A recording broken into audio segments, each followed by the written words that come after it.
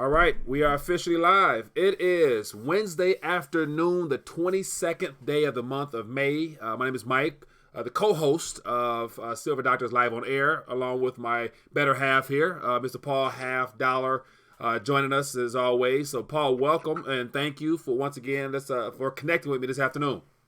Yes, how's it going, Mike? A lot of stuff going on, a lot of developments in the economy that I'd like to hit on today. And I know that this is a topic that's of interest to you, and really it's a topic that should be interest to everybody. And that's what's been going on with Ford. Yeah. I don't know if you'd like me to go ahead and open up with that, Mike? Yeah, let's give it a second. Let me make sure we got a couple people here tuned in. And so Okay. the worst, as you've noticed thus far, like when we get started, the conversation it picks up quick and we get really excited, and then we go on just me and you, not realizing that we got people that are typically chiming in and want to share their thoughts. And so let me check in and see who's watching. As always, in the chat, let us know where you're watching from so we can definitely acknowledge your presence and thank you for spending time with us this afternoon, because once again, the whole live on air concept is designed to bring you into the fold and allow you to share what's on your mind as well. So let us know where you're watching from in the chat. And so there's a couple people tuned in. So don't be afraid. Don't be shy. Let us know where you're watching from. Definitely want to acknowledge your presence. And we got Dante. We got Derek. Anybody else out there? There's more people out there. The question is, are you bold enough to put yourself out there by saying hello? We got S. Gill from Tucson, Arizona. Okay. Fair enough. So as always, we're going to be talking about a variety of subject matters. But more importantly, as you just hinted at, this whole employment aspect, or as I like to say, an employment purge that's underway because of all the things that's happening. So, Paul, take it away. What are your thoughts on that? And then I'll chime in with my 2 cents, given the fact that I'm in Motor City and where Motor City go. When the Motor City goes, so do our overall our country, in my opinion. So, Paul, I'll let you take it away. Okay. Thank you. Yes, welcome everybody.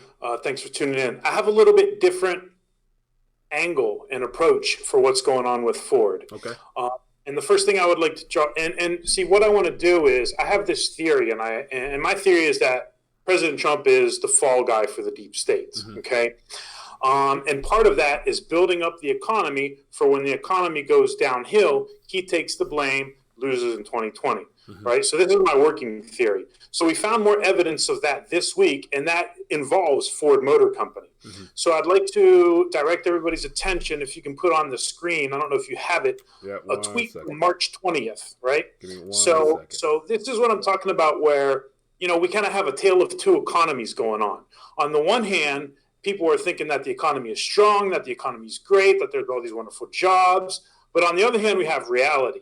Okay. Now, when I'm looking at President Trump's tweet from March 20th, what I'm seeing is that he's saying, oh, look at Ford Motor Company. They're so great. They're investing $1 billion in all this plant and equipment. This is going to be great for the United States, mm-hmm. right? So he's pumping up Ford, right? But if we rewind it even further, right back to last July, last August, the president created brand new national council. Like, we need more government, right? More big government. They created this brand new council called the Council for the American Worker. Mm-hmm. Okay. And I also think I sent you a link to that, but there's this page on the White House, and it shows a running total of like all these pledges, all these job opportunities, and Ford's on there, right? So, President Trump is also boasting about all these jobs and all these pledges for American workers, and Ford is saying that they're going to create 55,000 opportunities for Americans. So last July, we have Ford saying, oh, we pledged you, Mr. Trump, we're going to create 55,000 jobs. He's saying, oh, this is great. Check out Ford. Just a couple of months ago, we have, oh, check out Ford. They're doing all this great stuff. But then this week, the reality is that they're cutting 10% of their workforce. Yeah. So which is it? Are they investing all this money? Are they hiring all these people? Because that's what we're hearing, right? But if you look at what's going on, what we're looking at is they're really cutting people, right? They're really laying off people. And we're talking about people by the thousands and thousands, right? And it's starting this week, and it's going to be, brutal for the people, because these are, especially in the United States, these are really good jobs, right? These are the kind of jobs that, I would line up and I would gladly screw rivets on to fenders or whatever else it is that needs to get done, because, that's something that everybody would want. Now watch this. So in reference to the current positions that's slated to be slated to let go this week, those 900 jobs they're not the actual blue collar jobs as far as people from the plant. So those are people that are in the offices, internationally, of course. And so those are probably, I imagine, the designers, engineers. Those could be those higher paying jobs as you referenced, but they didn't actually say which departments. But 900 people this week, or as of 2 days from now, will be walking out, and they are the people that are in the offices. And more than likely, they're the people who have been probably heavily paid and highly educated, I would imagine. Okay, yeah, that's a good point. But, then it also goes to, we could be talking about, are we talking about the research and design teams, which Right. means that ultimately you're not going to have, people on the line, right, assembling Ford, because if they're not researching and designing new vehicles, then what are they going to be assembling at ground level? Here's the other thing, right? Ford, and this is just goes to show you just how bad timing is with all of this, because we're coming off of 10 years of an economic recovery, right? Mm-hmm. Which I'm not buying that there's a recovery. We're coming off of 10 years off of an economic recovery. We're also coming off of 5 years of an oil price decline. Now, it's risen somewhat in the past year, right? The past, call it 2 years, right? I think it bottomed out in March of 2016 or 17. I can't remember which one. But so basically about a year and a half of price increases, but we had gone from $100 a barrel down to $26 a barrel in the price of oil. Yeah. So we talk about all this just-in-time inventory, right? But as a company, Ford has made this shift away from cars, small passenger cars, and now they're going to be focusing on their trucks, on their larger SUVs at precisely the wrong time. Yeah. And on top of that, when the layoffs start, when the next recession comes, people aren't going to be buying $50,000 Ford F-150s. If anything, if they can get credit, because people are going to be losing jobs, they're going to be racking up even more credit card debt when they fall on hard times, because we know Americans don't have any savings. Yeah. So, what's going to happen? People are going to need those $15,000 cars, and Ford's not going to be there to provide them. Right. And I don't even think the car costs $15,000 anymore. Probably $20,000 now for the minimum.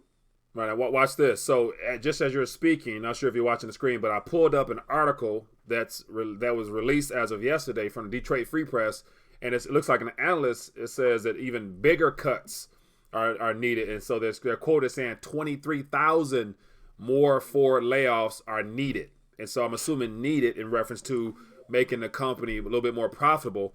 And so that was just 10% or 7,000 announced as of Sunday, Monday.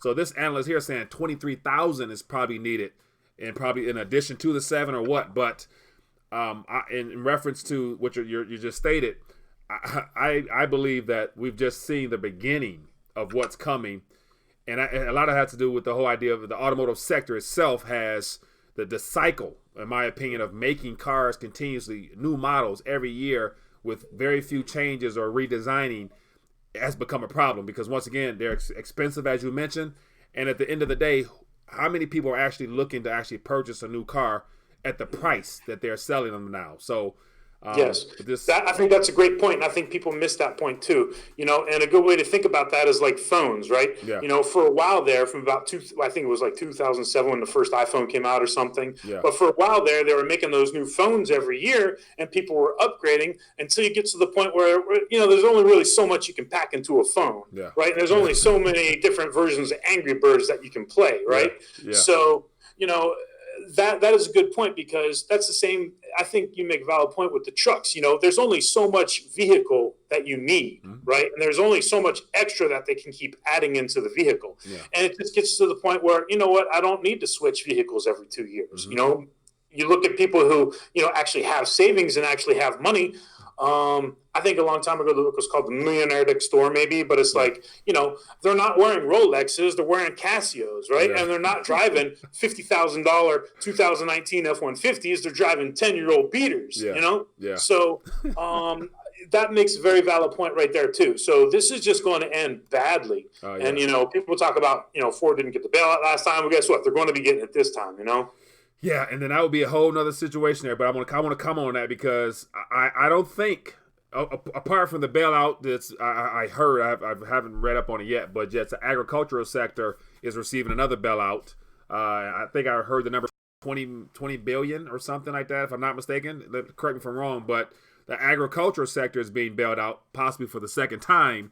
But I don't think there's going to be a auto manufacturing bailout anytime soon. Like I don't think that, even though they'll be in need of one, they can't do it twice, Paul. It's just because the taxpayers will probably be up in arms if that was to happen. But yet I think, and I commented on this yesterday on my show, is that I believe that this is a part of the economic restructuring that is a part of this trade war. So I believe this is phase one for the reset. Like, and it starts with employment here and shifting away our consumer-based economy and to that more of a global dispersion of equality. As China, President Xi mentioned that he's looking to establish something of equilibrium amongst nations, which means that we have to come down from our totem pole of high living and quality of life to kind of, balance off and I guess equal things out with the rest of the world, because we've been living high on the hog for too long. So I think that this whole situation here is all a part of that. So that's just yes, and not only that, but there is an equilibrium. So not only is it that the standard of living in the United States is going to decline, but it's going to rise, right? In places like China, even closer to home in places like Mexico. Yeah. I think the economic theory is called, they call it like the battle between the North and South, where you've got high skilled labor moving from North to the South, right? So whether internationally or within the same country, then low skilled labor moving from the South north. But the bottom line is that those wages at the bottom in the poorer areas come up, right? Whereas the wages at the top in the well-paid countries go down. So that's another good point too you make there. So my view of that is just that on the one hand, we really do not have a booming economy, and if we just look at the evidence, you just got to really tune out what we're hearing, and you just look at the evidence of what is actually going on, and it spells weakness. It does not spell strength. Right, I agree 100%. So let's check in with the chat, because once again, as we get going back and forth, we're sharing our thoughts, and it looks like we can kind of get away from having people chime in. And so let me actually refresh this and make sure we're good. Is everything looking good on your side? It looks good. There's a great point right there, talking about, and it's not just Ford, right? Mellow Stacker's talking about working for a company that manufactures car parts, right? So this goes beyond just Ford, right? Because, Ford has to source parts, right? And then, you talk about, like, for example, some of these plants, right, even have like subways inside of them, right? So you've got these whole support services, right, that go along with it. So it's not just Ford, it's parts that they get from other, vendors, right? It's also like the support services, because the workers have to eat, people have to clean these factories, people have to maintain the equipment. So, it goes way beyond that. And I think that, those ones right there, right? We hear Ford because, F, right? On the stock market, for when you think of America, that's one of the things you think of, right? But, what gets lost in the mix is there's a whole lot of support services that are also going to be struggling because of it. Yeah. And so in reference to that statement there by Mellow Stacker, manufacturing car parts, we have to my knowledge, there's tier 1, tier 2, and tier 3 suppliers. So me being in the Metro Detroit area, for the most part, I'm aware of a variety of suppliers that their whole business model is based upon supplying goods to the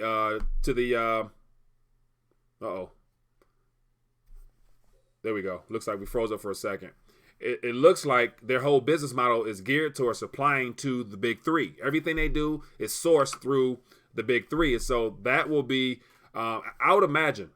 And so if we're hearing about Ford making cuts, then there's already been some information passed down to their suppliers that, hey, things are slowing down. We won't probably be bringing in as much of your goods or your services this quarter. So just as a heads up. So I would imagine already there's been a lot of suppliers that have already made some major cuts and slowdowns and things of that nature.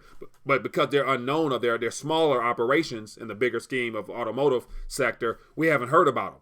And so I believe Ford is just like, is what we're hearing, but yet everybody underneath them has already made some adjustments or whatnot. So, and I believe that, like I just said before, it's just the beginning. Like any employment in the service sector where your primary job responsibility is to be the mediator between a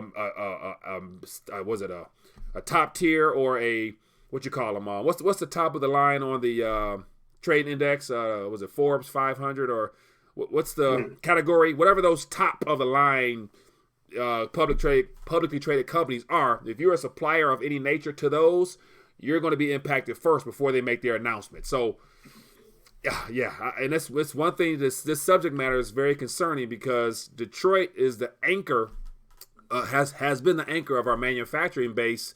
And it's probably looks like it's going to be the last portion of this of manufacturing that will be very problematic for a lot of people, and I believe everybody will be impacted one way or another. And then on top of that, sales are already declining as it is, right? So you've got just problems are compounding off. It's just it's where does it end, right? Yeah. It ends with the next recession. It's going to get very ugly. Yeah, I agree. So watch this. We got a question there. Let me sorry to cut you off. And so I want to acknowledge a couple people who came in late. We got Q1 from Tulsa, or Robert from Tulsa. Welcome. We got Janko from New Jersey. I appreciate you guys for spending some time with us this afternoon. As always, if you guys have thoughts or comments, feel free to put them in the chat and just highlight at Silver Doctor, so it'll pop up on our side, and we'll make sure to try to answer it, because I'm not sure if you guys are just speaking amongst yourselves or not. But let me see here. It says TRP. Yeah, this is great. We got people from Florida. We got Mark from Florida down there. We got Jess from Mexico. So this is great. We got we got some representation all around North America here today. Yeah. So TRP says, how many people are going to buy Ford's new high-end price with mid-range durability? No thanks, I'll stick with my Lexus. Yeah. So in reference to their shift now to go to the hybrid / autonomous vehicles, that's another thing. Like, can they make those things affordable in competition with the other car makers that are all running to that same sector? Like, the whole goal is to make more gas efficient or electric vehicles, but is there really truly a market at this current point when things are slowing down globally? And so that's another question. Like, even if you come out with a cheaper, more gas efficient or energy type car, who's really going to take out a note to buy a car that they can't afford already? And so that's another issue. Like, yeah. So and I want to make one more point just on the Ford before I forget it, and then we can move on from that. But this is interesting too, right? We're talking about the trade war, and obviously there's going to be the trade war thrown around with all these developments too. But, remember what happened with Harley Davidson, right? Harley was saying, we're going to start manufacturing motorcycles overseas for the overseas market because we can't really compete, right? I think there's a motorcycle called the Royal Enfield or Einfeld or something like that. But there's some President Trump was singing Ford's praises basically for a year now, right? But as soon as they announce massive layoffs, it's zip lips. Where's the comments to Ford now? Where's the support for Ford now? Where's the, because we know he singles out companies directly, especially when it comes to. Still here. Yep. Okay. We're cutting out a lot today. I don't know. We were, we got attacked last week. We got somehow caught in YouTube's algorithm. But at any rate, did you want to move on to the topic of Iran and war? Yes, let's do that. So everybody, for those that are watching, I apologize if it's going in, going out. We'll iron that out. But yeah, it's one of the things where we're amongst us trying to communicate amongst ourselves to educate people and share our versions of truth. Of course, there's intermediary parties that don't necessarily want us to be able to share that information. So I wouldn't doubt if it's something to do with some parties in between that makes this very difficult. And the crazy part is, we only have 30,000 subs on the channel, right? So it's like, what does that say about the importance of gold and silver? They really need to keep it squashed. Exactly. I just want to say this about Iran and war, because I heard you speaking with Gregory Manarino yesterday in your interview. Yeah. And you guys hit on a great point, which is, the war economy. And, everybody knows about the Atlanta Fed GDP now. A couple years ago, I trolled that guy. His name is like Patrick something or other, but the guy who actually came up with that formula, I trolled him in an email. And I basically said, hey, this was back when GDP was like really bad at the end of Obama's term. And I was like, hey, wouldn't it be great if we just started a new war? Because that would be like awesome for GDP, wouldn't it? And he actually wrote back, right? I was just like filled out their contact form online, and he wrote back. Yeah. But what he said was, basically, he referred me to 2 Fed studies. And what he said was the Fed looks at it like war, right, will cause 12 to 14 quarters of economic growth for the United States, right? Mm-hmm. So, 12 quarters, right? We're talking about 3 years of economic growth. So, that was just the one thing that I wanted to talk about, whether it's like always a heightened state of war, whether it's, going to actual war, whether it's firing shots, whether it's just having the posture and all these buildups that we see everywhere around the world. Yeah. It really is a war economy, and they really do think like that, and they really do need, the war economy to keep rolling to be able to support the economy. Yeah. Now, and so just from that statement alone about there being war, and war being very profitable, so I can imagine, that clearly being something that we can actually head towards, because war is profitable in the sense that we are in need of a continuation of this so-called expansion. So what better way than to start a skirmish? So I actually got an article up here on the screen about a commentator mentioned about, does Trump really want war? And I don't think it's necessarily that Trump wants war, but Trump realizes that in order to get what he needs done, as far as more stimulus and more economic boom under his watch, then it'll probably be in his best interest to instigate things to create and to stir up problems that will lead us to war. So, that's very sad, but yet along with war comes a lot of destruction. And then we have our troops, our innocent men and women who have no clue as to what they're doing other than just following orders, that go to war and sacrifice in the name of defending the free world, promoting democracy, and all those things that they've been told. So, I can go on the road with that, but, I'm going to stop right there. And it's so much more than that. You hit on the right points. Yes, you do. Because, when you're in a state of war, you get those emergency spending powers where you basically have a blank check, right? So you can just spend and spend and spend and spend all you want.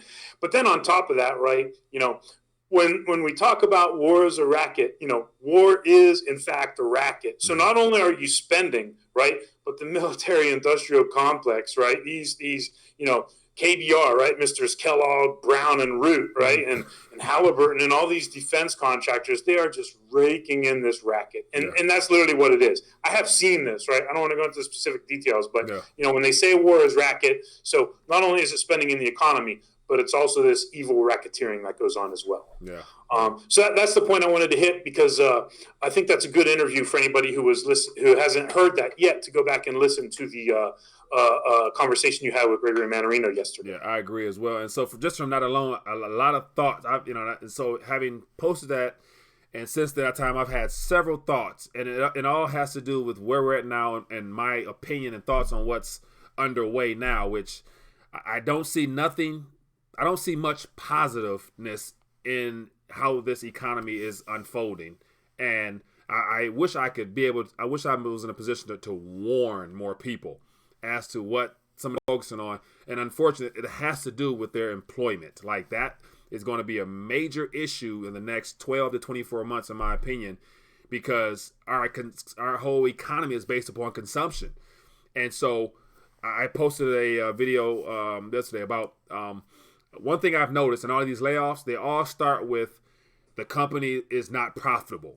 They're concerned with the profits of the company, so they need to restructure. So it's profits, restructure, then layoffs. Those 3 words have been common in a lot of articles I've covered.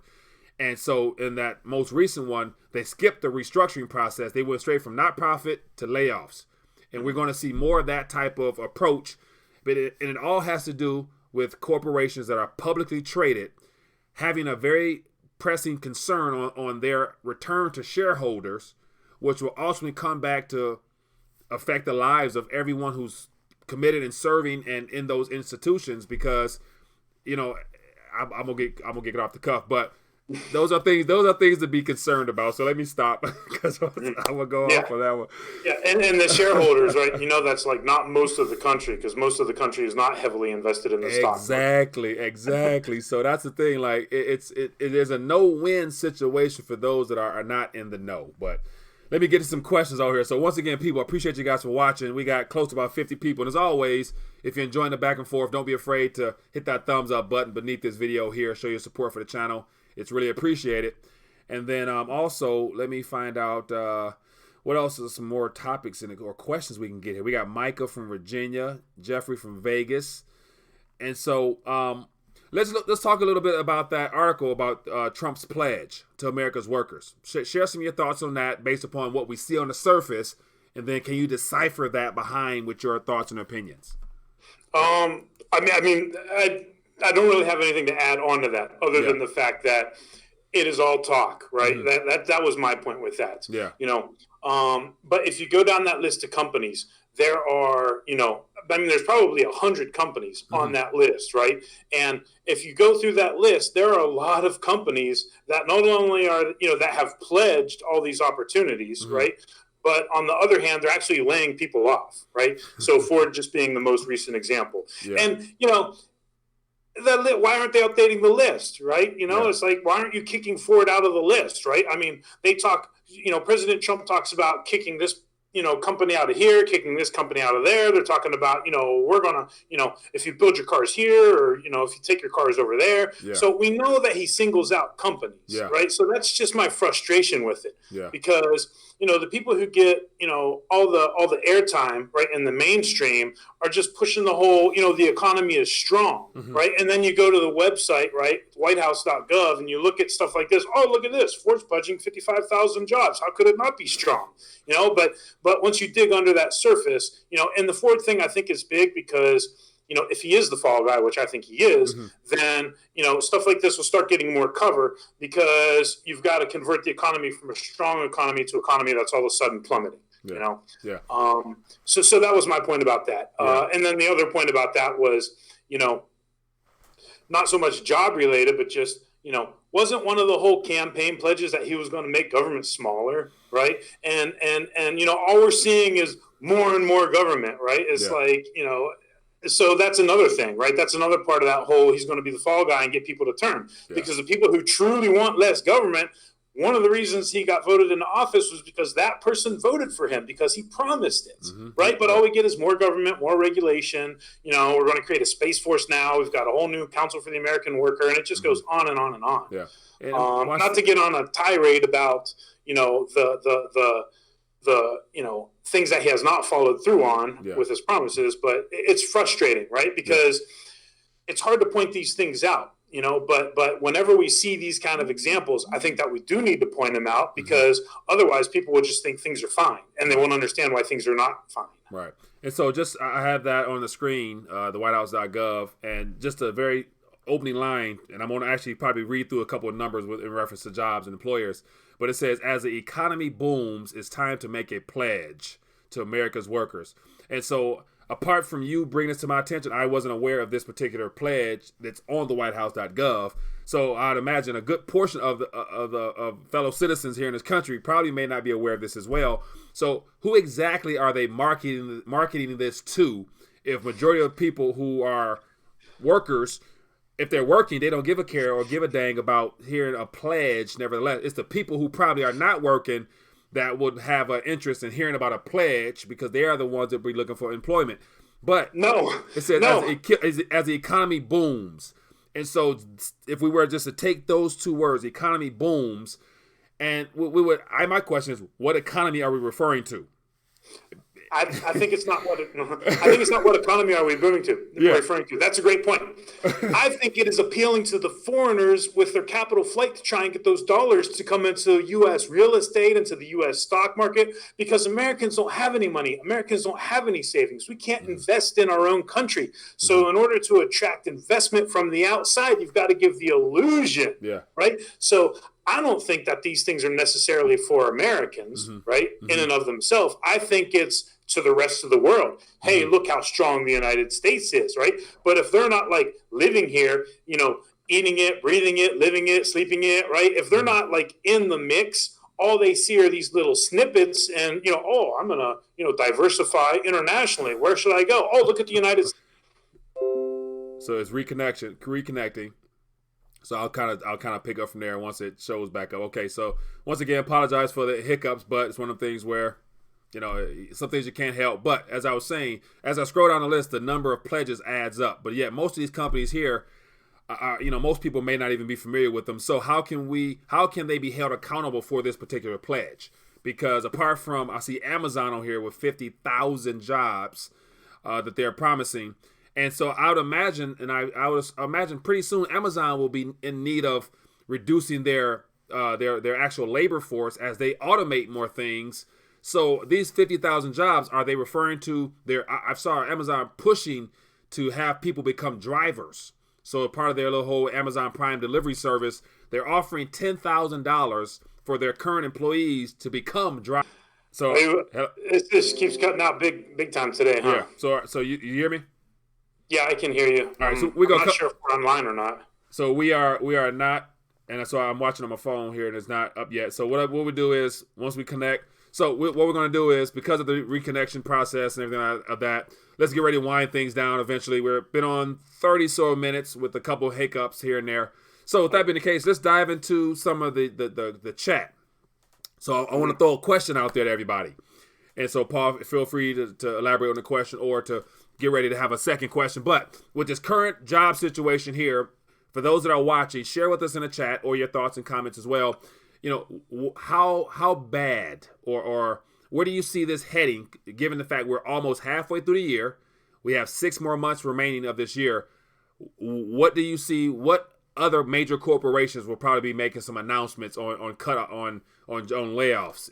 So with that being the case, I open it to whoever out there want to share their thoughts via chat, and we can talk about that a little bit before we sign off for this afternoon chat.